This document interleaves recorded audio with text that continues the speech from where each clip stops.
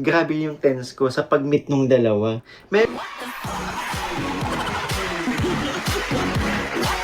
Tapos sasabihin mo, gusto mo lang si mami magpasaya ng viewers? Ba't ka kinakabahan? Tsaka ba't ka natitense? Pakapalawanag nga, Miko eh. Kaya pala. Sa sobrang pagka-tense ko, sobra na naman yung pawis ko. Para lang din nung unang meet namin, yung mga unang beses na vlog namin ni CJ, yung tense ko.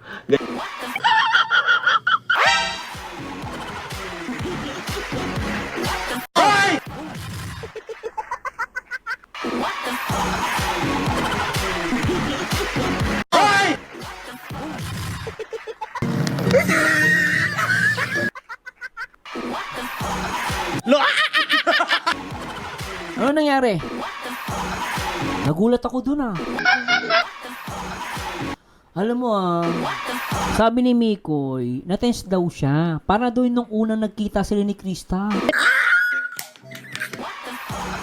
Bilhin nyo guys nung una daw niya nakita si Krista, na-tense daw siya. Panoorin niyo yung interview ni Rain sa kanya, di ba? Nabanggit niya yun unang kita nila ni Mikoy tsaka ni Krista. Dito inamin niya, na-tense daw siya nung unang pagkita ni Krista, tsaka dito. Ibig sabihin, talagang na love at first sight si Mikoy. Yan, tama yung ginawa mo. Yan ang malaking po ng ginawa mo. Grabe.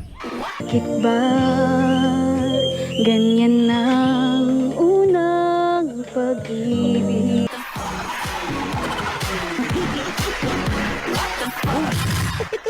Oo nga Ma'am Ana Jocelyn, Sir Sir Mars, ang dami na nila nagsangla na, nagbentahan, pinangunahan mo kasi. Promise guys, kapag kinasal si Mikoy, bebenta ko talaga to. Mikoy, sa ngalan ng pag-ibig ng Mikris, handa akong hindi ko sasanga to, ibebenta ko to. Makasal lamang kay ni Krista Jane. Bahala na. Hindi na ako papawat. Tandaan mo to, Mikoy. Kahit ano mangyari, kailan ikasal kay ni Krista? Isasanglaan namin to. Kahit yung kapitbahay namin na chismosa, na mukhang tungaw, isasanglaan namin yon.